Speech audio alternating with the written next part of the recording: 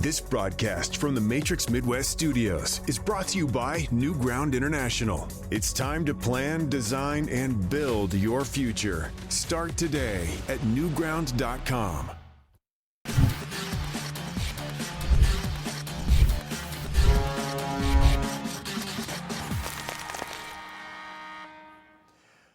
Well, good evening, everybody. We welcome you inside Offside Hockey here in our Matrix Midwest Studios. We come your way every single Wednesday night. I'm Chris Kerber alongside Amy Marxkors.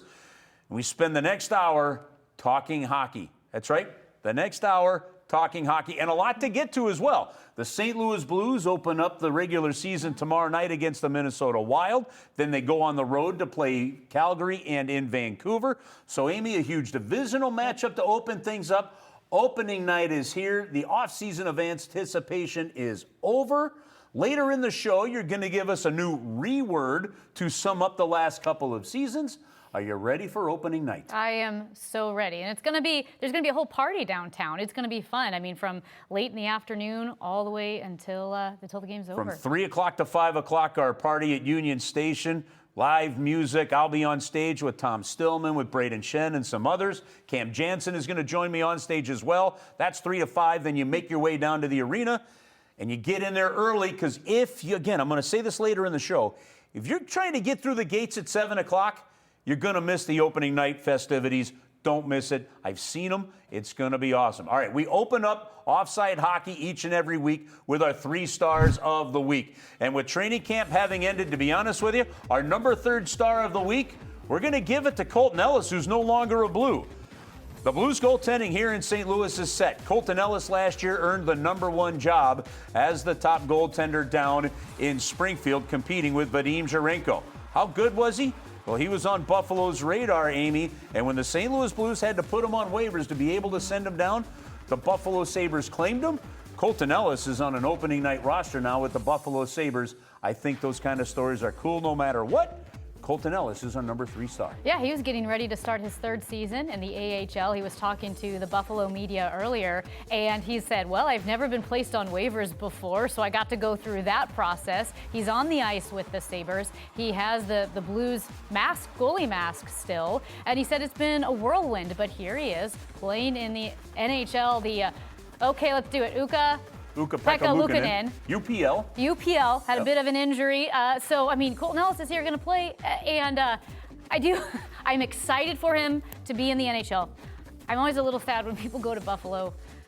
Buffalo doesn't deserve that. I hope they struggles that they've had. They don't. That's an amazing hockey market. It is. Pierre Turgeon said the same thing. They have missed 14 straight seasons, but it's going to be baptism by fire for Colton Ellis, but a big feather in the cap of David Alexander and Brian Elliott and the St. Louis Blues goaltending department that have really done a great job there. So Colton Ellis, congratulations on breaking an NHL camp in your career. All right, the number 2 star, Matthew Joseph. Look, there's a lot of different ways you could look at camp, but one of the big battles in camp really was who's going to fill out that bottom 6, and more importantly, who's going to take the right wing slot on that 3rd line. Well, obviously with the injury to Oscar Sundqvist, Nick Bjugstad's going to get moved to center.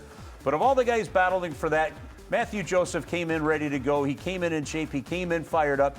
He played in several preseason games. He was noticeable in all of them. He's our number 2 star of the week. He won a camp battle that had a lot of guys going for it, including the young guys that were sent down. And Matthew Joseph is your opening night starter on that right wing. Yeah, and again, it was a battle. On the 3rd line. Yeah, it was a battle. And Braden Shen, the captain of the team, when asked about the battles that were going on, he said, well, first, every spot's a battle. We're all battling here. But for Joseph, who had a taste of it, right? He had it last year, and you don't want to lose that spot. You know you've got younger guys coming in, so he earned it. This is a guy, by the way, don't forget, Matthew Joseph. He was a part of 2 cups with Tampa. Now, the first one, he had been sent back down to the minors in December, and at that point in time, didn't come back up, and then Tampa goes on to win the cup. But Tampa's 2nd cup, he was part of that team, has his name on the cup, and so Matthew Joseph, a Stanley Cup champion, breaks camp with the Blues and has earned his spot in that opening night lineup. So he's our number 2 star. Now, number 1 star, look, I'm going with this one pretty simple. We're giving it to the captain to open up the season, Braden Shen. The Blues were close to trading him last year. Braden Shen turned it down, said, no, I don't want to go anywhere. I want to be a part of this. And you talk to Jim Montgomery, you talk to Doug Armstrong, you talk to everybody. Braden Shen grabbed that room, and one of the big reasons the Blues made the push that they did. Doug Armstrong already this year in camp said when you look at anybody in camp and how drills are going, Braden Shen is setting the tone, the pace, the expectations. You see him there with Dvorsky. I mean, he has become a spectacular captain in the National Hockey League. He set the tone for camp.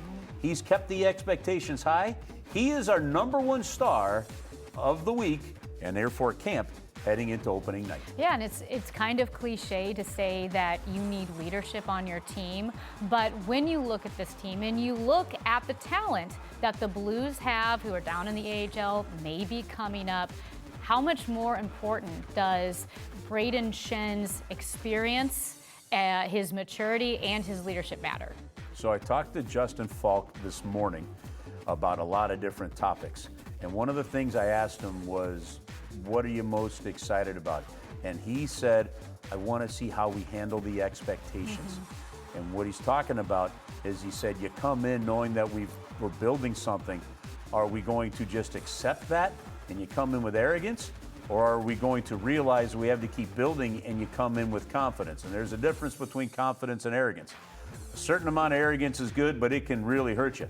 The right confidence can make you grow. And he said the guy that has really set the tone on that all season long, or all camp long so far, has been Braden Shen. He's our #1 star. So, okay, so each and every week on Matrix Midwest, we open up our shows with our 3 stars of the week. We got a fully loaded show for you. Joe Vitale is going to talk about the new role as the analyst on TV and what he's learned from guys like Darren Pang, Eddie Olczyk, and some other guys as well. We're going to go around the National Hockey League. Connor McDavid, Kyle Connor, Kirill Kaprizov, they're all in the news.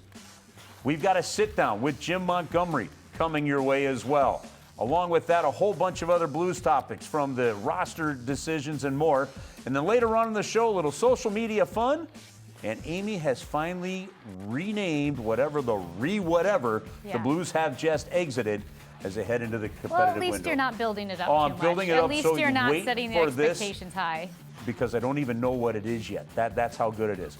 All right, we'll come back in a moment. And when we do, we head over to my broadcast partner, Joe Vitale. Is going to join us talking the broadcast world as he kicks off a new role tomorrow night when the Blues host the Minnesota Wild. Come on back to Offside Hockey in a moment.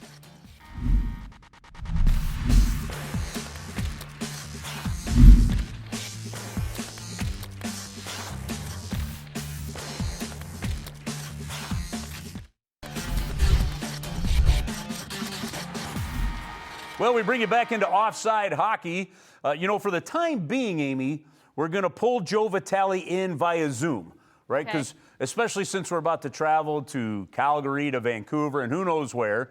He's chasing 5 kids. He's got chickens all around Kirkwood. He's covering practice. Just saw him in the, at the Blues practice there. So eventually we will get to a part with Joe where it's where in the world is Joey Vitale? And he's going to be on set doing some real great X's and O's for you here as well. But in the early going here of Offside Hockey, we just zoom him in. Joey V, the night before opening night, what's it like for you as a broadcaster now versus what this night was like for you as an NHL player? Oh gosh, it's so much more difficult now. It's so much more preparation. As you know, Kerbs, you got to be ready for everything. And you have to be ready for a blowout win, a blowout maybe against. You got to be ready for a tight game. You got to be ready to highlight certain players if the game goes in their favor. There's so many variables that we got to be ready for. All at the same time, knowing that you're probably not going to use only but 5% of all the preparation you have. As a player, you're just doing what you've naturally been doing your entire life. These adults, these Falks and Shens, they've been playing this game since they were boys, and now they're men, and they're still playing this game, and it's just natural for them. Yeah, they're going to have butterflies. Yeah, they're going to have goosebumps. But once the game settles in, you just do what you're so used to doing. On our end now, so much more preparation, a lot more work, and probably a little bit of lost sleep over the home opener because you and I both, we want to get it right.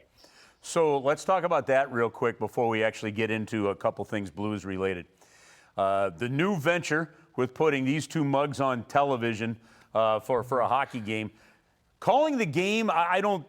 That's really, honestly, maybe the least of my concern. Fashion is probably the highest because y'all know I have none. Yeah. Right. Yeah. So I was thrilled when they said we don't have to wear ties after opening night. But having said that, for you, what have you learned from Darren Pang, from Joe Micheletti, from other people, Eddie Olczyk, that you have talked to in this business to get you ready for this next step of your broadcasting career? Yeah, it's interesting. My dad as a kid, he always told me one thing: whenever you want to do anything, the very first thing you have to do is you got to find a mentor. You have to find someone you respect. It's when I got the job 8 years ago underneath you. It was sitting down having lunch with Joe Micheletti, meeting at Starbucks in Frontenac to talk to Joe Buck, sitting next to Darren Pang for 5 years, picking his brain. Let me see your score sheet. Heck, I had John Kelly sit next to me in my very first year in the booth when we were calling a game in LA. He had the game off because it was a national game. And I said, just pick me apart. I just want to know. So, me, I'm a sponge. I don't really know what I'm doing. I never studied anything about this before I jumped into it. I think I've grown over the years, but I still do everything with a beginner's mindset. I try to always be a kid at heart, and children don't know. And I always want to have that approach that there's so much to learn and so much things to absorb. With this next step, of course, for you and me, again, reaching out to those people. Had a great conversation with Eddie Olczyk a couple weeks ago. He said something that really stood out. Don't be afraid to have an opinion. If you feel like it's right and you stand by it, bam, like say it, own it, stand behind it, right? Put your full name behind it. To him, and I understand his point. Guys, I don't know if the audience really likes the wishy-washy. I can see it going this way, but also it can go this way. And then you hear the call and like, yeah, I can see that. It's like, yeah, you can always play both sides, but if you feel strong about something, go after it and certainly own it. So that's certainly one of the things that I've really, come to absorb. I think the biggest thing for me heading down to the TV side, certain things that got to get tighter. This is something that Panger told me a long, long time ago. And it's not only a broadcasting lesson, it's a life lesson. Sometimes we have thoughts and sometimes we want to verbalize those thoughts. But other times in life, you just have to let those things go. Right? You have a thought in a game, Kerbs, you and Amy know what I'm talking about. You have a thought in a game like, oh, I gotta say what I just saw there. But then the game continues to go. And then a fight happens, or maybe a goal happens. Well, what do you gotta do? You gotta let that Dylan Holloway stick check, you just gotta go like in one ear and out the other ear. For me, I come from a Sicilian background. So when I'm in a conversation with my wife or my kids and I have a point to make, like I ain't going anywhere until I make that point. In the game of hockey, what it's really over the last 8 years where I think I've matured is that those thoughts come in and sometimes you just got to let those thoughts come out. And certainly that is an area of growth for me. And I'm going to continue to explore that and just call it as I see it. And then as the game evolves, you just got to say what you see. That's unbelievable that this is the filtered Joey Vitale. That's a revelation. 2.0. Really. Wow. 2.0. Unbelievable. It hasn't started yet, Amy. Okay. Yeah, I was wondering how this Yeah. could possibly be true. Okay, Joe, so you played in the NHL. You know a lot of guys on the Blues. You played with guys throughout the league. I don't know if people know. Joe knows Sidney Crosby. Don't want to name drop, but he knows him. So as a broadcaster, you've got that relationship. Is it a hard line to walk between here's what I'm going to share on air and here's what I'm not going to share because I've been in the locker room? No, not really. At the beginning, maybe a little bit. I've not just because he's sitting there, but Kerbs has really helped me at the beginning shape the information they just told me. If we're going into a game and maybe Pavel Buchnevich tells me that, hey, Dusty Wolf, terrible stick side, right? I'm not going to come on the air and say, hey, I talked to Pavel Buchnevich. He said, Wolf's got a terrible stick side, right? That to me is there's a way to say it. There's a way to grab that information and go with it. We sat with Doug Armstrong a couple of days ago. He was incredible with his answers, incredible with his information. Now, I'm not going to sit here and say verbatim word for word what Doug just told me, right? He may have said something about how these last few years, how he had thought of them going. And now with adding a couple players, now how it's going now. There's a way to shape the things. There's a way to grab the information, take it from the player, reform it, if you will, and then deliver it to the audience because the information is valid. And some of the information is very good, but I also need to be careful about, I don't want these things to come off. And then these players are saying, oh, well, Joe just getting information for the broadcast. And while it is my job and I have to honor that job, but I also honor the trust and respect of these players. So there's a way, and Kerbs knows how to do it better than anyone. There's a way to grab that information. Okay, let's bottle this up. What is the best way to bend this, twist it, so the audience is aware of it while we're still respecting the player's privacy and the trust level, quite frankly, that they opened up and told me that stuff, because that certainly is very important, because once you lose that, it's very hard to grab that back. And that's what, of course, is the tricky spot between all this information. But through time and through reps, and like I said, good mentors, you learn how to reframe those things and bring it to the people the right way. Joe, you got about 90 seconds for this one, so click your internal egg timer there. What to you is one of the biggest and most important early season keys for the St. Louis Blues? Yeah, the biggest thing for me is you got to have a good start. You have to start the season right. This Central Division, it's going to be tough, right? It's going to be really hard. Doug Armstrong, we sat with him the other day. You know, like any GM, playing catch-up hockey in the National Hockey League is hard. It's very hard. The Blues have been doing that too much lately. You know, even the 19 season, that was difficult. The last 2 years, you know, you sneak in barely last year. It required a lot of energy. This year with the Olympics, you know, Robert Thomas can potentially be a Canadian. Of course, you know, Colton Parayko, Jordan Binnington. There's so many other things going into this year where you need to balance the lineups. You're going to have to balance players, the rest, the ratio of things. But if you're playing catch-up hockey in February, March, it's going to be really hard. By the time you get to the very end, you could be out of gas. So having a good start, establishing yourself in the top of this division right off the hop, they shouldn't have a problem with it. Hopefully, they have a lot of home ice games coming up here in the month of October. This team has been on a torching fire ever since last year, 15 in a row, including last year's playoffs. So hopefully they keep that momentum going, Kerbs, because if you can come out of the gates on the right foot, I think this is something throughout December, January. Sometimes you kind of play 500 hockey, and that's good enough, and you're going to put yourself in a good spot come March 1. Joey, we're looking forward to the X's and Joe's segment as we get things rolling here. Get one more night's of sleep. 82 games starts tomorrow. Can't wait, Kerbs and Amy. You guys, they're doing a great job. Looking forward to these chats and looking forward to this season. And Kerbs, we'll see you at the rink tomorrow. See you at the rink. That's become my favorite line now. See you at the rink. All right, that's Joe Vitale, our broadcast partner. You can catch him on 101 ESPN. Of course, we'll be on FanDuel with all the games as well. And he's a regular here on Offside Hockey. When we come back, from a conversation with Jim Montgomery to the opening night roster to Jordan Binnington to other St. Louis Blues topics to get you set for the season opener, we're going around to St. Louis Blues next on Offside Hockey.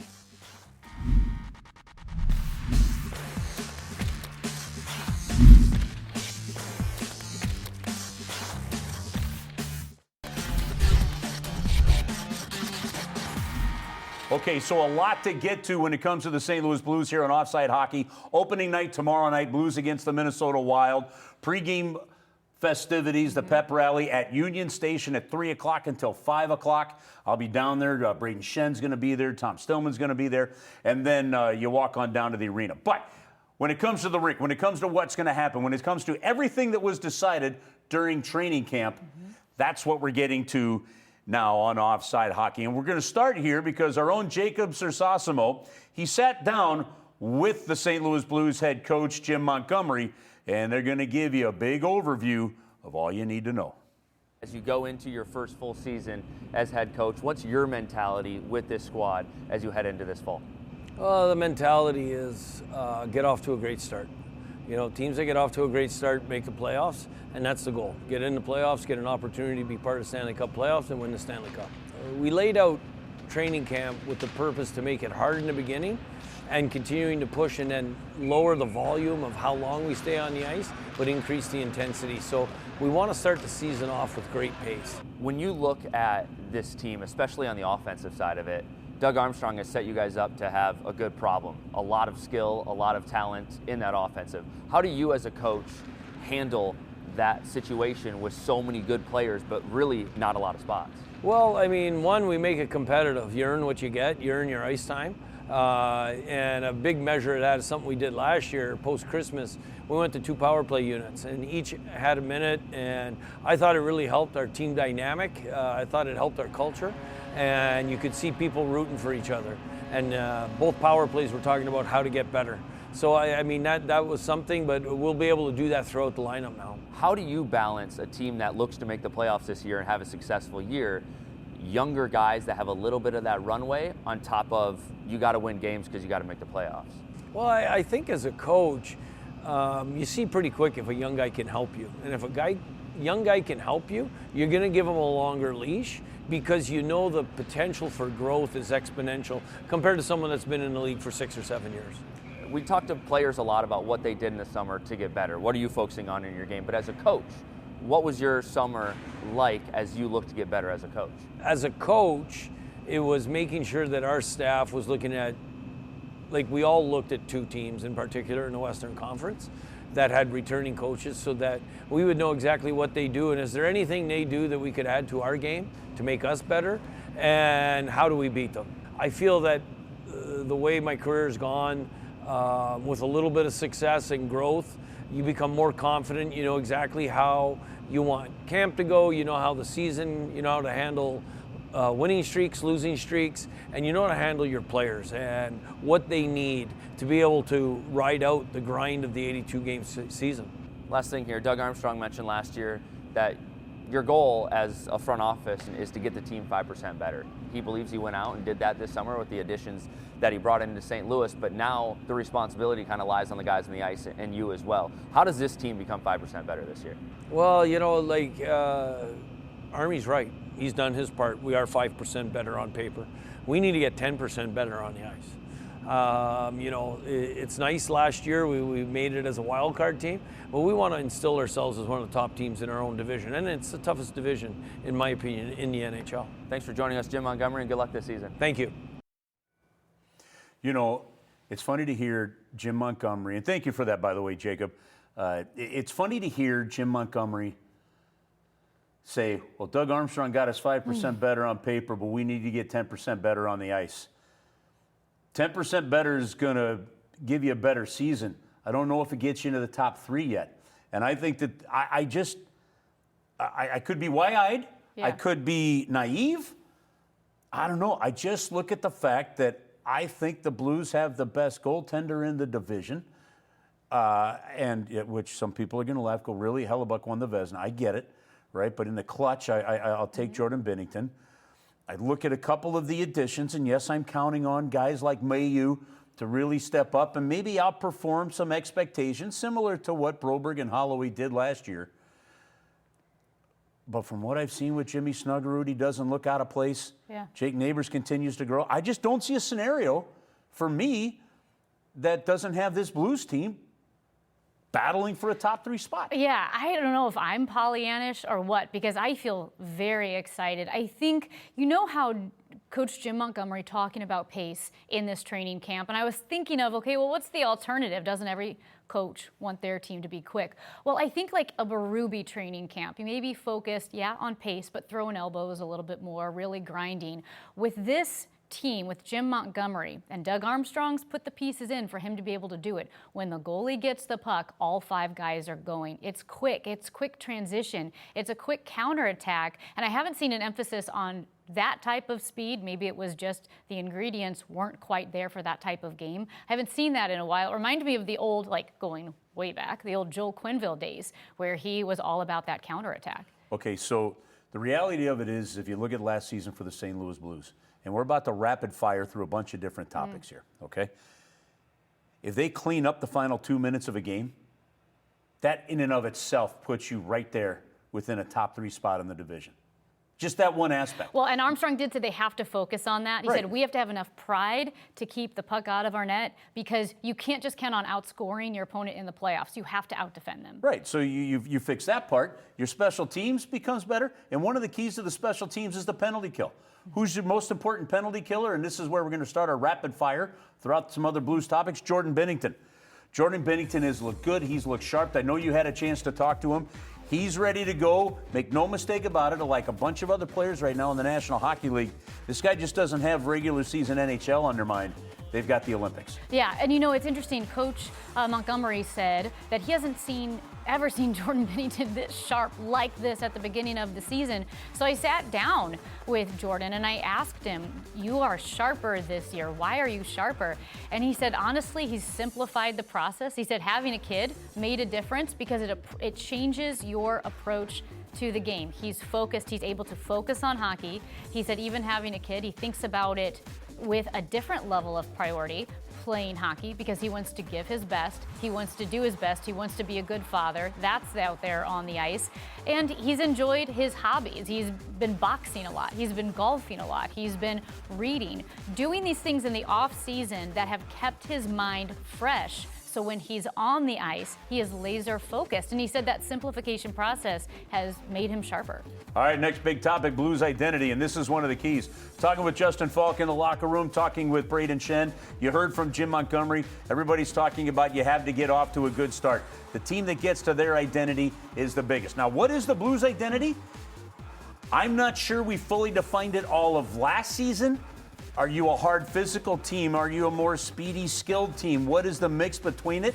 Getting to that identity is going to be massively important. You know, I wonder if do we have a team in the NHL right now that's a fast, speedy team, but also a blue-collar team? I mean, you have the Tampa Bay Lightning. They were the superstars, speedsters, but they weren't necessarily as blue-collar in the past. I think that's what this Blues team is.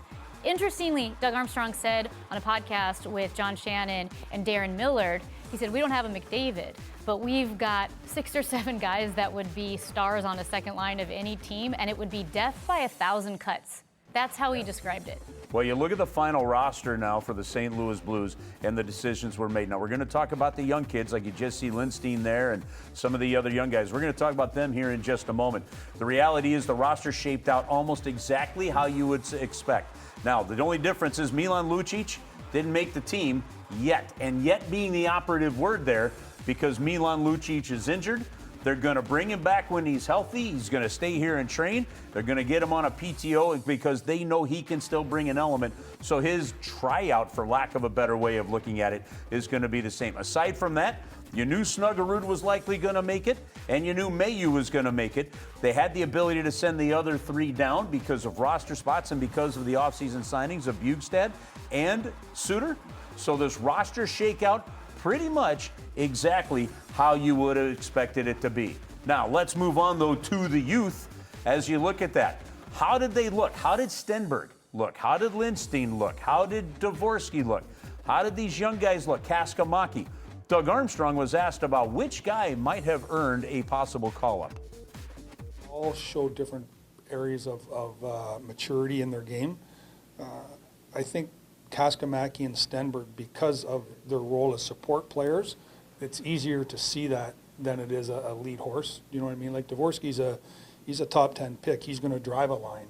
I think Stenberg, Kaskamaki are going to support a line, and they played very well with other players of the top end caliber players that can push the game along, that can put the puck in the right areas, that can do the things that make that job easier.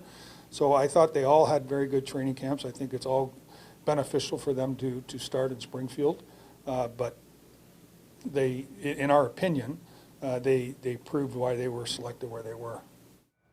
Yeah, and if you're looking at which guy is going to come up first, as Armstrong mentioned, Dvorsky drives the line, Stenberg is going to support a line, Kaskamaki is going to support a line. Do you think it comes down to where the need opens up first? 1,000%. It does actually, because I think when you look at, it's going to be easier. And frankly, just base it on the play that we saw in camp. It's going to be easier for Kaskamaki and Stenberg to fill a role, to be a support role, to dig the puck out of the corner, to get on the right side of the puck defensively, to Stenberg's game, Kaskamaski's game, to support kind of that skilled player role.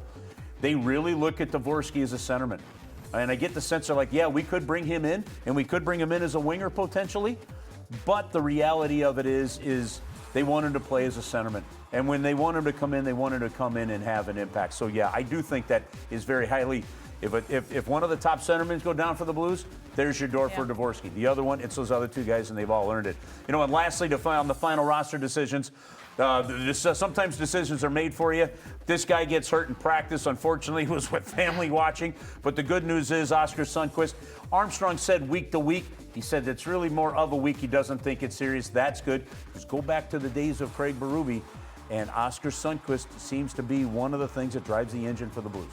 Yeah, it does. He's so reliable. He's such a leader out there with the younger guys that we've got on the team. You want that leadership.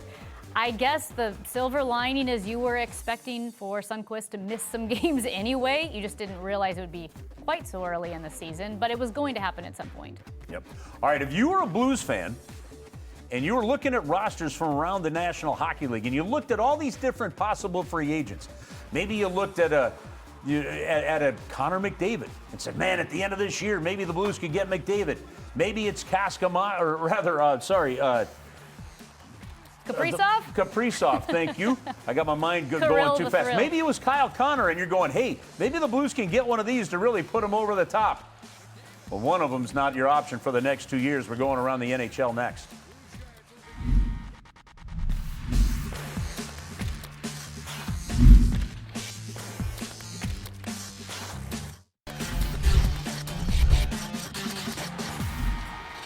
Time to go around the National Hockey League here on Offside Hockey. Okay, in the last segment, we told you that a couple of these guys are off the table. Turns out every single one of them is off the table. So Connor McDavid signs a brand new deal.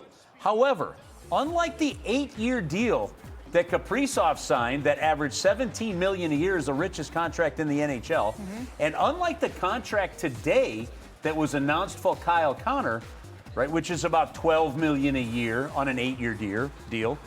Connor McDavid agrees to just a 2-year deal for $12 million.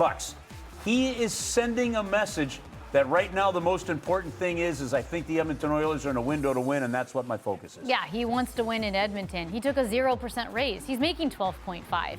His extension is $12.5 for 2 more years. He is sending a message to the Edmonton Oilers that I want to win in Edmonton, and I did my part.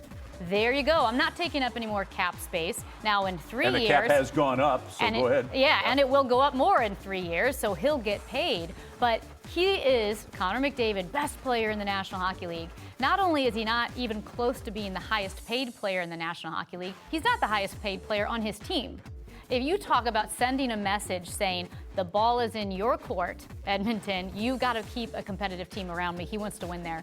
Yeah, and keep this in mind, too, that after this year, teams can only sign their players then to a total of 7 years, right? So this one makes a whole lot of sense for Connor McDavid. But Kaprizov's off the market. Connor McDavid is. Kyle Connor's off the market.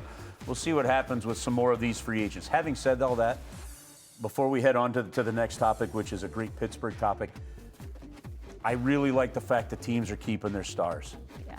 You know, that's important, I think, for franchises. So, you know, as we're about to see with this next one, check this out with the Pittsburgh Penguins. Last night, with the Pittsburgh Penguins dropping the puck on their season, Crosby, Malkin, and Letang beginning their 20th season together. Now, we just saw recently in St. Louis something pretty spectacular with 19 seasons of Molina and Adam Wainwright. Imagine if Albert Pujols had been around for all of them. That's what these guys have just done.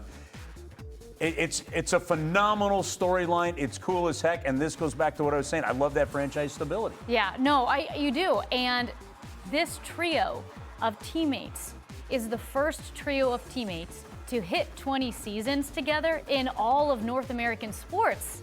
Yeah. It's never been done before in North American sports. I love it, but I'm sentimental. I always chalk it up to I'm just so cheesy when it comes to sports, and I cry all the time. And I love to see it.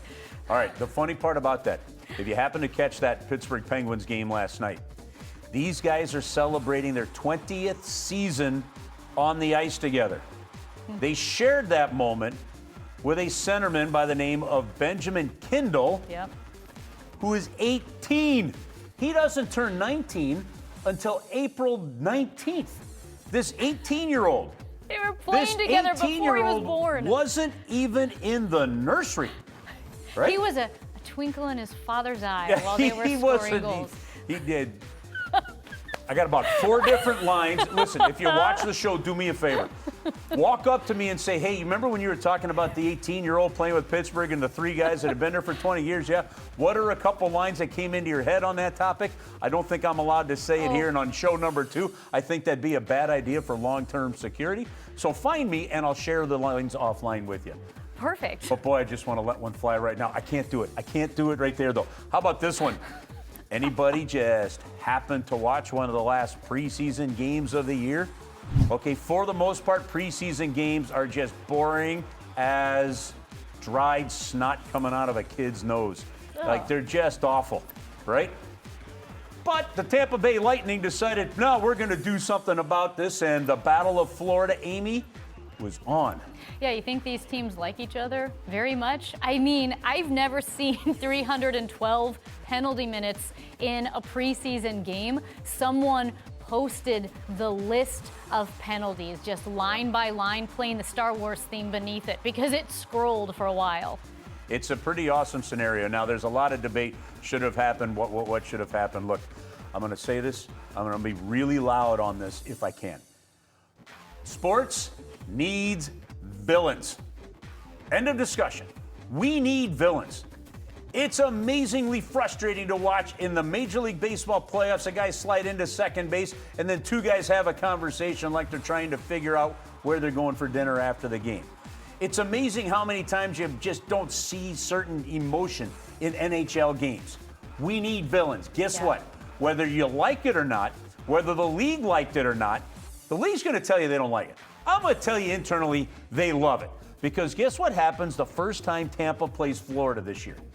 You're going to watch it. It's the same thing to me, Amy. Look, the Four Nations tournament was fantastic, right? Yeah.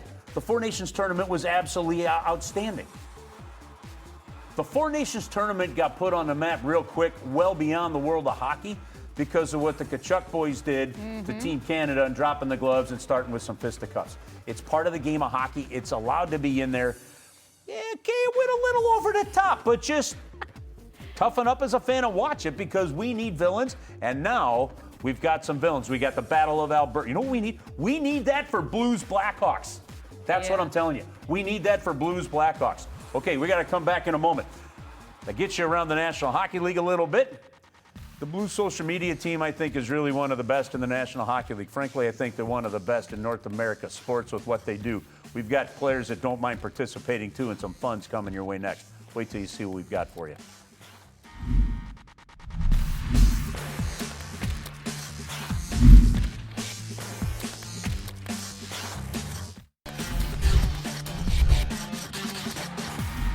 Welcome back to Offside Hockey. Now, you know me, Kerbs. I love rabbit trails. I love pulling things out of left field. Personality, you could say. You call them rabbit trails. I call them rabbit holes. Do you know what? I think it is rabbit holes, because I also said, like, I think we're out of the water, and I think you're supposed to be out of the weeds. Be out of the woods? Out of the woods. Out of the woods? Yeah. At any rate. You're going to find rabbit trails and rabbit holes in the woods. Yes, once you get out of the water. You're not going to find a rabbit hole in the water unless it's an amphibious rabbit. That is true, which I haven't really seen a lot of those. But thanks What's to your point? My point is, the Blues digital team does a great job. And the Blues, they have a personality, which is a lot of fun, and they put it on display.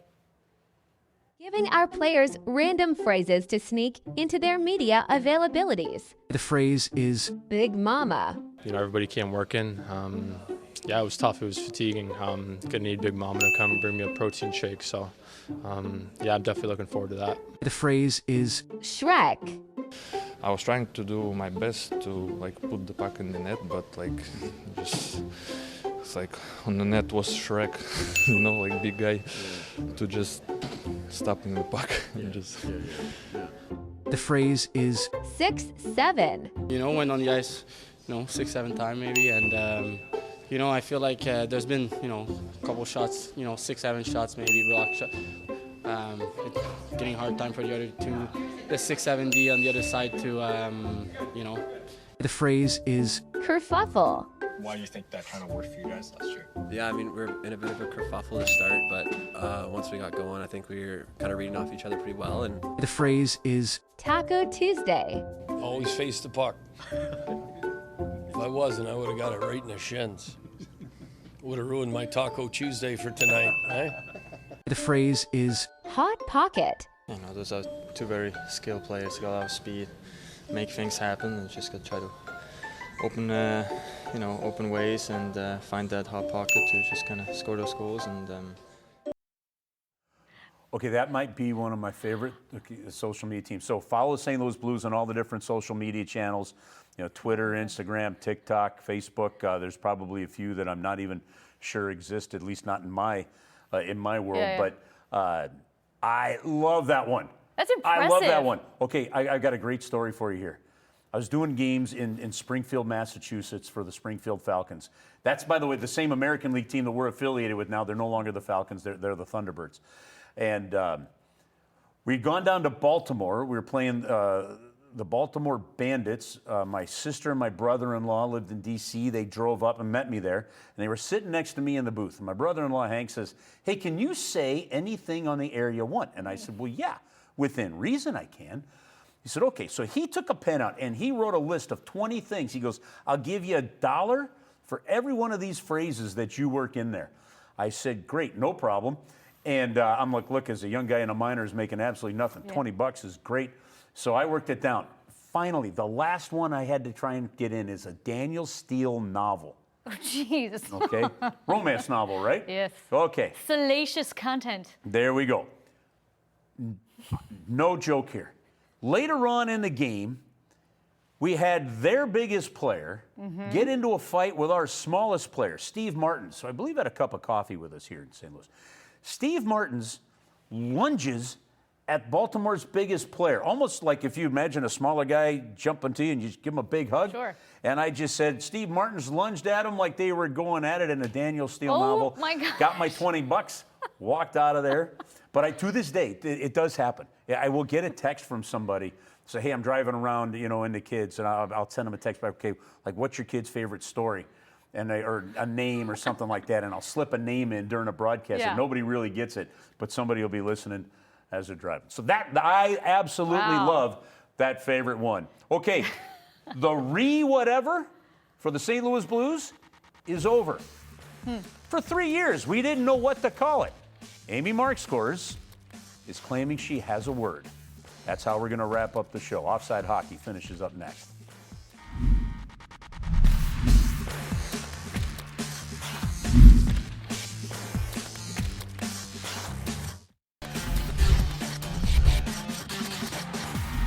All right, better late than never. All right, we've got opening night tomorrow, Blues and Minnesota Wild. 7 o'clock face-off at Enterprise Center. Get down there early. Look, if you're trying to get in at 7 o'clock, you are going to miss the opening night ceremonies, right? So you got to get down there early, get in early. They've got beer and everything flowing for you. They got the Bud Light happy hour down there. You'll be fine. So get on down into the arena early. Okay. All right. Amy, the is over. Doug Armstrong said it's not a rebuild. Is it a retool? It's a reinvent. Obviously, with the new logo, things are reimagined, remastered. Okay? You say that you find, I said, I wish somebody would have named this, so for the last 2.5, 3 years, we knew what we were talking about. Okay, well, it's anticlimactic. Just want to let you know now that you've built it up for everyone. I think it was just a regroup. We just have to regroup. There's a comedian who talks about he doesn't keep a gun for security. He keeps a BB gun because he said if someone breaks into his house and he gets hit with a BB gun, it's not going to kill him, but he's going to have to go outside and regroup before he breaks back into the house. You got to regroup. So, I think the Blues regrouped. Everybody regroup. I actually agree with you. That's extraordinarily anticlimactic.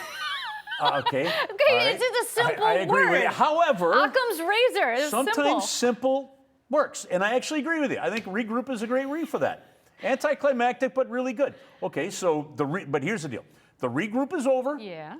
I think the Blues, and they made the point. Doug Armstrong has said it. If it weren't for the development of the two offer sheet guys and where they were at, you're probably seeing some of the younger guys here this year. Maybe a Dvorsky, Stenberg, Kaskamaki break camp with the team. That didn't happen. He felt that this team is poised to make a bigger stride. He goes out, he gets Suter, he gets Bjugstad, he adds Mayu, and the regroup is over. Opening night is here. Are you ready? I'm ready. I'm regrouped. You're I regrouped. love regrouping. She's regrouped. Everybody needs Where's to regroup Lily von occasionally. Stoops at Verklempt? I'm verklempt. Does that work? That works. Opening night tomorrow, Blues, Minnesota Wild. Offside Hockey comes your way every Wednesday night here on Matrix Midwest. Thanks for tuning in. Have a great middle week. See you tomorrow night at the rink.